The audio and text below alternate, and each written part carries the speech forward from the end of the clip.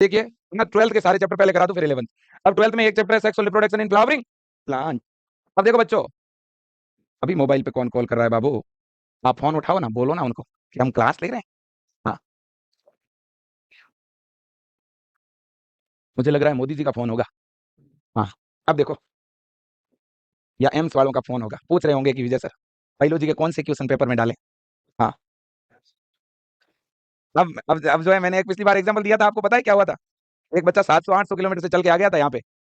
मैंने फोन पे मना किया, मैंने कहा यार गर्मी बहुत ज्यादा है, मत आओ तुम यहाँ पे। कि सर वैसे ही मिलने के लिए आ रहा हूँ। मैंने कहा भाई अब जिद कर रहा था नहीं तो और क्या करें।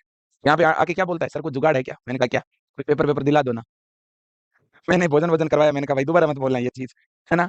फिर भेजा उसको, मैंने कहा भाई मेरे 12 महीने क्लास लेते हैं, एक दिन भी एबसेंट नहीं रहते, उन क्लासों से बाहर कुछ आएगा ही नहीं, थोड़ा एफर्ट लगा के पढ़ लो, है ना। हाँ, तो इसलिए मैंने कहा गलत रास्ते को नहीं चुनना, ठीक है ना। अपन जो पढ़ा रहे हैं उससे बाहर कुछ आएगा ही नहीं। बायोलॉजी में तो वैसे ही बच्चों के पूरे में से पूरे आएंगे, जो पढ़ता है उसके तो आएंगे, है ना। तो कई बार बच्चे होते हैं, बच्चे बड़े बड़े भोले होते हैं, है ना, बड़े चंचल होते हैं, बड़े भोले होते हैं, ठीक है ना। हाँ, तो इसलिए देखो, पोलन ग्रेन एलर्जी, ये क्वेश्चन आता है भाई। पराग एलर्जी, पराग एलर्जी, इस पे क्वेश्चन क्या आता है बेटा? क्वेश्चन ये आता है कि जो पराग कणों से, पोलन ग्रेन से होने वाली एलर्जी को पोलन एलर्जी कहते हैं। और ये एलर्जी किसकी वजह से होती है बेटा? पार्थेनियम के पोलन ग्रेन से। पार्थेनियम को कैरेट ग्रास बोलते हैं, गाजर घास बोलते हैं, और इसके पराग कण से एलर्जी होती है बेटा, याद रखना। और इसके पराग कण से जब एलर्जी होती है तो अस्थमा, दमा जैसी प्रॉब्लम हो जाती है। ओके, बिल्कुल जी। अगला है बेटा पोलन वाइबिलिटी। पोलन वाइबिलिटी का मतलब होता है पराग की जीवन क्षमता। परागकण की क्या बेटा? जीवन है क्षमता। यानी परागकण की जो जीवन क्षमता है वो कितने दिनों की होती है? तो देखो बेटा, कुछ ऐसे परागकण हैं जो 30 मिनट तक ही जीवित रहते हैं, जैसे चावल के और गेहूं के। ये बात याद रख लेना, चावल और गेहूं, है ना। इनको हम ग्रासेज भी बोल सकते हैं, ग्रेमिनी भी बोल सकते हैं, पोएसी भी बोल सकते हैं। कुछ ऐसे पौधे हैं बेटा जिनके पोलन ग्रेन जो है वो कई महीनों तक जीवित रहते हैं, है ना। कई महीने तक जीवन क्षमता, है ना। कई महीने तक वाइबिलिटी किसकी है बेटा? तो वो याद रखना, एक तो रोजेसी, है ना, दूसरा लेग्यूमिनेसी, और तीसरा बेटा सोलेनेसी। ये तीनों याद रखना। सोलेनेसी में सोलेनम ट्यूबरोसम आता है, पोटेटो पोटेटो, है ना। और बेटा लेग्यूमिनेसी में तो आपको पता ही है, लेग्यूम प्लांट आते हैं सारे के सारे फलीदार, है ना। रोजेसी में आपका रोज आता है ना, बिल्कुल जी। तो इनकी जीवन क्षमता बेटा कई महीने की होती है, याद रखना। ओके, बिल्कुल। इसके बाद अगला है सेस्मोगेमस एंड क्लिस्टोगेमस फ्लावर। बच्चों देखो, एक तो होता है क्लिस्टोगेमस। क्लिस्टोगेमस शब्द का मतलब होता है बंद पुष्प। कोई फ्लावर बेटा इस तरह का क्लोज हो, है ना, तो क्लिस्टोगेमस का मतलब होता है क्लोज फ्लावर, बंद पुष्प। क्या बोलते हैं इसको? बंद पुष्प। जो पुष्प बेटा बंद हो उसको क्लिस्टोगेमस कहते हैं। हिंदी में इसको अनून मूल्य बोलते हैं, बट बच्चों आप याद रखना, इसको क्लिस्टोगेमस याद रखना। तो क्लिस्टोगेमस से याद रखो क्लोज फ्लावर, बंद पुष्प। और इस बंद पुष्प के अंदर बच्चों ऑटोगेमी पाई जाती है। ऑटोगेमी, ऑटोगेमी को हिंदी में बोलते हैं स्वयुग्मन। कई बार एग्जाम में पूछा जाता है कि कौन से पुष्प के अंदर स्वयुग्मन पाया जाता है, तो क्लिस्टोगेमस में। ओके, बिल्कुल। स्वयुग्मन का मतलब है पुष्प बंद होगा, तो सेम फ्लावर के अंदर पोलिनेशन होगा, बाहर से कोई पोलन ग्रेन नहीं आएगा। अब बच्चों कुछ ऐसे फ्लावर होते हैं, एक पौधा है बेटा, एक पौधे के ऊपर, एक पौधे पे मान लो ये दो फ्लावर तो है क्लिस्टोगेमस, और ये दो फ्लावर है सेस्मोगेमस। ये खुला पुष्प है, ये भी खुला है। अब देखो इस फ्लावर में, ये तो ओपन है तो ये सेस्मोगेमस हो गए, ये बंद है तो ये क्लिस्टोगेमस हो गए। तो कुछ पौधों में बेटा दोनों ही टाइप के फ्लावर बनते हैं, दोनों प्रकार के, है ना। तो वायोला, ओक्जेलिस और कोमेलिना, सिट्रस में और मैंगो में। नींबू और आम में, नींबू और आम में क्या पाई जाती है? बहुभ्रूणता पाई जाती है, पोली एम्ब्रियोनी पाई जाती है। क्या बात कर रहे हो, सच में? और का इधर देखो, दो चीजें और जान लो। कौन सी दो चीज? एक बेटा ये याद रखना, एक आपका क्वेश्चन पोलन ग्रेन वाला आ सकता है बेटा, कि जो पोलन ग्रेन होता है ना, परागकण बेटा, कौन सा? ये आ सकता है कि जो परागकण होगा ना बेटा, इस परागकण का जो बाहर का चोल होता है ना, ये बाहर का चोल, ये किसका बना हुआ होता है? इसका एग्जाइन किसका बना हुआ है?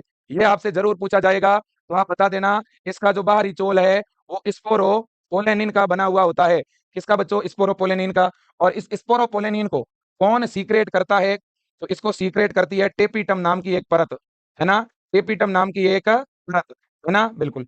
एक बच्चों क्वेश्चन ये भी आ सकता है कि हमारे पास पोलन मदर सेल, और एक आ सकता है हमारे पास मेगा स्पोर मदर सेल, है ना। ये क्वेश्चन भी आ सकता है बेटा कि हमारे पास पोलन मदर सेल, पराग मात्र कोशिका, है ना, और इधर आ गया मेगा स्पोर मदर सेल। जैसे इसने लिखा हमारे पास 10 मेगा स्पोर मदर सेल है, कितनी है? 10, है ना। इसने कहा मेरे पास 10 पोलन मदर सेल है, पराग मात्र कोशिका, है ना। और इसने क्या कहा? मेरे पास यहाँ पे मेगा स्पोर यानी गुरु बीजाणु मात्र कोशिका, है ना। कितनी है बच्चों? इसने कहा 10 है। अब इसने ये पूछा कि बताओ कितने पराग कण बनेंगे, है ना। एक क्वेश्चन आएगा, कितने पराग कण बनेंगे। आपको पोलन ग्रेन की संख्या बतानी है। और एक यहाँ पे क्वेश्चन आता है कि कितने मेल गेमीट बनेंगे, नर युग्मक कितने बनेंगे, ये भी क्वेश्चन आ सकता है। तो यहाँ ये दो टाइप के क्वेश्चन बन सकते हैं बच्चों, एक तो मेल गेमीट कितने बनेंगे और एक पोलन ग्रेन कितने बनेंगे। देखो बेटा, पोलन ग्रेन पूछे तो इंटू 4 याद रख लो, तो 10 है तो 40 बनेंगे, 40। और अगर आपसे क्या पूछ ले बेटा, अगर आपसे मेल गेमीट पूछे तो पोलन ग्रेन निकालने के बाद इनका डबल कर दो, तो 80, क्योंकि एक परागकण में दो नर युग्मक होते हैं। एक पोलन ग्रेन में मेल गेमीट कितने होते हैं, दो होते हैं, तो 40 में कितने होंगे भाई साहब, 80 तो होंगे, सीधी सी बात है। अब इसने पूछा बच्चों, इसने पूछा कि मेरे पास 10 मेगा स्पोर मदर सेल है, तो बताओ बताओ सक्रिय गुरु बीजाणु कितने बनेंगे, सक्रिय गुरु बीजाणु, सक्रिय गुरु बीजाणु फंक्शनल मेगा स्पोर कितने बनेंगे, जल्दी बता दो देखें। फंक्शनल मेगा स्पोर, ये तो क्वेश्चन आएगा ही, तो हमेशा फंक्शनल मेगा स्पोर इंटू 1 याद रखना। यहाँ 10 है तो यहाँ 10 ही बनेंगे, ज्यादा नहीं बनेंगे। ओके बिल्कुल।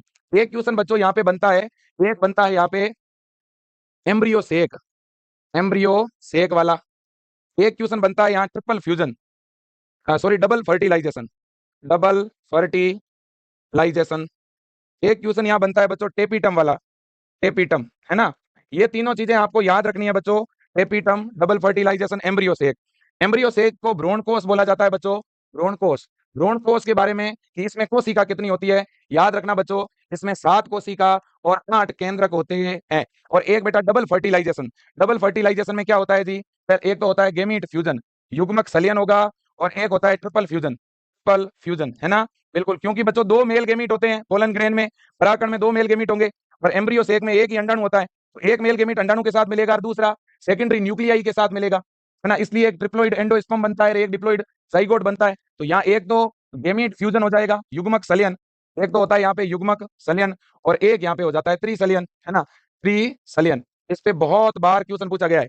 एपिटम जो होती है बच्चों, ये माइक्रोस्पोरेंजिया की, माइक्रोस्पोरेंजिया मतलब लघु बीजाणुधानी की सबसे आंतरिक परत होती है, सबसे आंतरिक परत होती है बच्चों। और ये परागकण को, पोलन ग्रेन को बच्चों, पोलन ग्रेन को नरिशमेंट, न्यूट्रिशन प्रोवाइड करती है।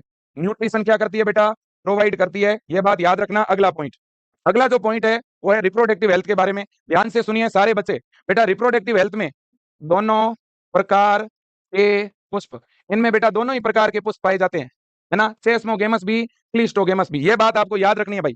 अगला क्वेश्चन है बेटा जो ग्रासेज होते हैं, है ना, जो घास कुल के पौधे होते हैं भाई साहब, है ना, या जो ग्रेमिनी फैमिली के पौधे होते हैं, या बेटा जिनको हम पोएसी बोलते हैं, पोएसी, जैसे कि हमारा गेहूं हो गया, चावल हो गया, मक्का हो गया, है कि नहीं बेटा। तो ये जो पौधे हैं ना, इन पौधों में कौन से टाइप का पोलिनेशन होगा, तो इनमें पोलिनेशन होता है विंड पोलिनेशन। विंड पोलिनेशन का मतलब है वायु परागण, तो वायु के द्वारा बच्चों पोलिनेशन किसमें होगा, ग्रासेज में, यानी ग्रेमिनी या पोएसी या गेहूं चावल मक्का, ये नाम आए तो याद रखना बच्चों।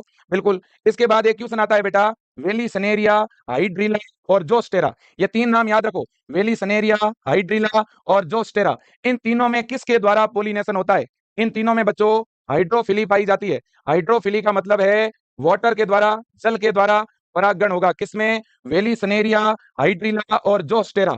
ओके बिल्कुल। अब एक पॉइंट ये याद रख सकते हो, देखो यहाँ लिखा 30 जेनरा मोस्टली मोनोकोटिलिडन्स। बेटा एक बीज पत्री, ज्यादातर जो पौधे होते हैं ना, उनमें वाटर से भी पोलिनेशन पाया जाता है, लेकिन बहुत कम, पानी से बहुत ज्यादा पादपों में परागण नहीं पाया जाता। तो बेटा दो जलीय पौधे हैं, एक का नाम है वाटर हायसिंथ, एक का नाम है वाटर लिली। बताओ देखे इनमें किससे पोलिनेशन होगा, एक तो है बेटा जलकुंभी, दूसरा है जल लिली। सारे लोगों को ये लगता है कि ये तो पानी में उगने वाले पौधे हैं, तो इनमें पानी से ही पोलिनेशन होता होगा, नहीं, लेकिन ये बात गलत है बेटा, ये है तो पानी में उगने वाले पौधे, है ना। देखो वो ये मछली की तरह नहीं है कि मछली जल की रानी है, जीवन उसका पानी है, इसमें वो वाली बात नहीं है। ये उगते तो पानी में, लेकिन ये पानी को मना करते हैं, हमरे पोलन ग्रेन मत लेके जाना, पिटाई करूंगा।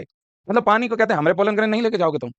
इनको प्रेम किससे है पता है, इनको प्रेम है कीटों से। ये कीटों को बुलाते इधर आओ, ये हमारा पोलन ग्रेन लेके जाओ उधर। भाई साहब या तो इंसेक्ट लेके जाएगा, या हवा के झोंकों से अपने पोलन ग्रेन आगे पीछे भेजेंगे, है ना। पानी से दुश्मनी है, पानी में रह के पानी से बेर, पानी में रह के मगरमच्छ से बेर, इनमें वो वाली बात लागू होती है। ये पानी में रहते हैं बट पानी को मना करते हैं, मेरे पोलन ग्रेन मत लेके जाना, पिटाई करूंगा मैं। हाँ तो भाई साहब ये वाटर हाइसिंथ है, ये वाटर ले लिया, और इनमें पोलिनेशन किसके द्वारा होता है, इंसेक्ट या विंड के द्वारा, कीट या वायु के द्वारा। ये बात याद रखना। जल में पाए जाते हैं लेकिन जल से परागण नहीं होगा, या तो कीट से होगा या वायु से। समझ में आई बात, मुझे लगता है समझ में आ गई होगी, नहीं आई है तो फिर कैसे चलेगा, है। अगर अब भी बात समझ में नहीं आती तो कैसे चलेगा। सुनो सुनो सुनो, देखो बच्चों सीड वाइबिलिटी यानी बीज, देखो बीजों में बच्चों प्रसुप्ता अवस्था पाई जाती है, सीडों में डोरमेंसी पाई जाती है, पता है आपको, डोरमेंसी कैसे, जैसे कि आप सो गए शाम के टाइम 7 बजे, ठीक है, और 6 दिन बाद जगे। आपकी मम्मी ने कहा बेटा जाग जा, सोमवार को सोया है वापस रविवार आ गया है। तो आपको मम्मी जी सच में 7 दिन सोया हूं मैं? माता जी ने कहा हाँ बिल्कुल सोया तो है तू, तो ये तेरे अंदर डोरमेंसी है। तो 7 दिन नींद में रहा भाई, है ना। कुछ लोग खुली आंखों से भी डोरमेंसी में रहते हैं, है ना, पूरे साल भर क्या करूं यार, क्या करूं, नर्सिंग करूंगा, पक्का पढ़ूंगा, कल से शुरू करूंगा, परसों से शुरू करूंगा, ऐसे कई महीने गुजार देते हैं। तो उनमें वो डोरमेंसी है, वो एक्टिव नहीं हुए। ऐसे ही बीज है, पौधे से अलग तो हो गया, लेकिन सोच रहा है यार जर्मिनेट हूं कि नहीं हूं, पौधा बनाऊं कि नहीं बनाऊं। फिर कई वर्षों के बाद, हजारों वर्षों के बाद इनका मूड बन गया कि अब यार कुछ नया करते हैं, है ना। तो कुछ ऐसे बीज होते हैं बेटा जो 1000 वर्ष के बाद जर्मिनेट हुए, है ना। तो 10,000 वर्ष के बाद एक बीज जर्मिनेट हुआ बेटा, और उसका नाम है ल्यूपाइन, ल्यूपिनस आर्किटिकस पूरा नाम है इसका। और ये हमें मिला था आर्कटिक टुंड्रा के अंदर, और इसमें 10,000 वर्षों की डोरमेंसी थी। और एक हमें बीज मिला बेटा 2000 वर्ष पुराना, 2000 वर्ष पुराना खजूर के पौधे का, पाम का, फोनिक्स डेक्टिलोफेरा का। और ये मिला था किंग हेराल्ड पैलेस, मृत सागर के पास।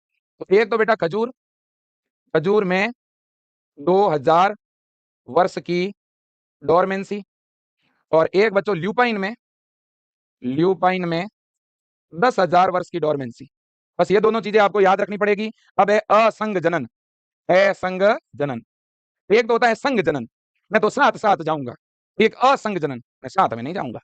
तो भाई साहब ये जनन तो है, बट अ शब्द आ गया, इसका मतलब यूं समझो कि ये नॉर्मल टाइप का जो पादपों में होता है ये सेक्सुअल रिप्रोडक्शन, ये वैसा रिप्रोडक्शन नहीं है। ये आ गया तो यूं समझो कि इसमें सेक्सुअल रिप्रोडक्शन अब्सेंट है ना। इनमें लैंगिक जनन नहीं पाया जाता। असंग जनन लैंगिक जनन नहीं है, ये एक तरह का अलैंगिक जनन है। असंग जनन कैसा जनन है बेटा? अलैंगिक जनन है ये सेक्सुअल रिप्रोडक्शन है। और इसमें एक पौधा बड़ा खतरनाक है। कैसे? पौधे ने बिना फर्टिलाइजेशन के बीज बना दिया भाई साहब। क्या बात करते हो? हाँ, एक प्लांट इतना खतरनाक, मैंने उससे पूछा, मैंने कहा ये बीज कैसे बनाए रे, तेरे अंदर तो पोलिनेशन ही नहीं हुआ था, फर्टिलाइजेशन ही नहीं हुआ। तो उसने कहा सर ये हमारे शौक है ना। तो भाई साहब कुछ ऐसे पौधे होते हैं बेटा जो बिना निषेचन के ही बीज और भ्रूण बनाते हैं। बिना निषेचन के क्या बना दें? बीज बना दे, भ्रूण बना दे। मेरे दोस्तों इसी को असंजनन कहते हैं। ये एक तरह का ए सेक्सुअल रिप्रोडक्शन है। कैसा? ए सेक्सुअल रिप्रोडक्शन है, एपोमिक्सिस। और ये किस में देखने को मिलता है बेटा? ये एस्टेरिएसी, ये नाम याद रखना। और कुछ ग्रासेज में भी देखने को मिलता है। अब है पोली एम्ब्रियोनी। पोली एम्ब्रियोनी का क्या मतलब है? बहु भ्रूणता, बहु भ्रूणता, बहु भ्रूणता। पौधों के बीजों में होती है बहु भ्रूणता, है ना। बहु भ्रूणता में क्या होता है जी? एक बीज, एक बीज और उसमें अनेक भ्रूण। एक बीज से, एक बीज है और उसमें बहुत सारे भ्रूण है। ऐसा किस में होता है?